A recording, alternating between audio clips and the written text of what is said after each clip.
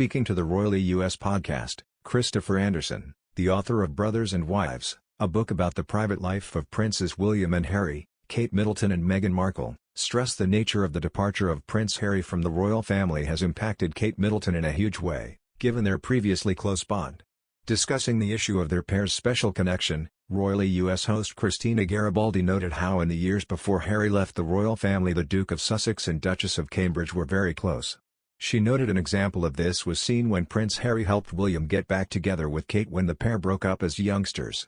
Responding to the suggestions, Mr. Anderson said, "Harry was always close to Kate and he always said she was the sister he never had." He went on to note how Harry was also very emotional at the Duke and Duchess of Cambridge's wedding and even cried when they got married.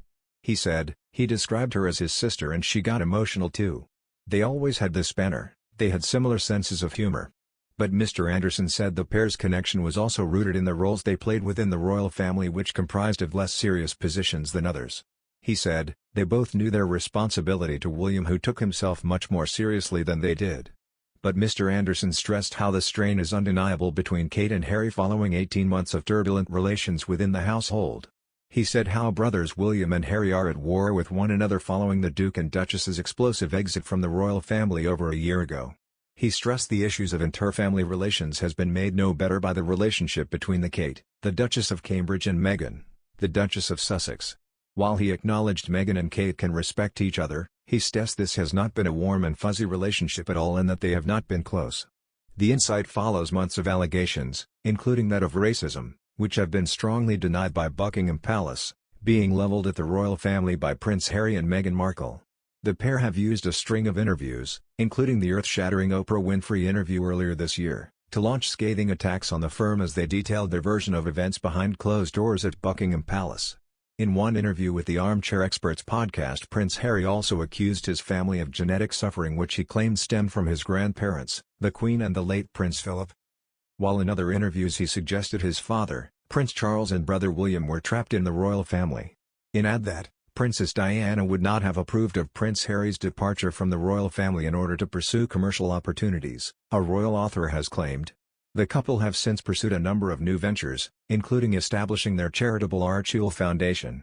Through the Archie Productions arm of this charity, the Sussexes signed up to lucrative deals with Netflix and Spotify.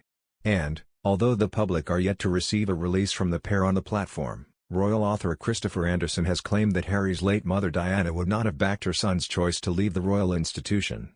"Diana's ghost looms over everything," Christopher began, speaking on the Royally US podcast. "If she were alive today, I think she'd be torn because she'd be very happy that these guys are married to women that they obviously love, that they have gorgeous children, that these guys are great fathers and are active in important charities. But she would say that William and Harry are my revenge, and by that what she meant was they would both lead the monarchy into the future. And she absolutely would not have liked Harry turning his back on his birthright, so that he can sign deals with Netflix. I don't think, that's just my personal view." However, like her son, the Princess of Wales agreed to relinquish her Royal Highness title herself when she separated from Prince Charles, eventually divorcing the future king in 1996. And, in the same podcast, Christopher went on to speculate about Diana's reaction to Charles' subsequent romance with his now wife Camilla. "I think finally she'd come to the conclusion that they'd had a great love affair. She had to admit that these were two people who were in fact meant for each other," he continued. "She had to tell her sons, look, if you ever find a love like they have, hold on to it. If you find your soulmate,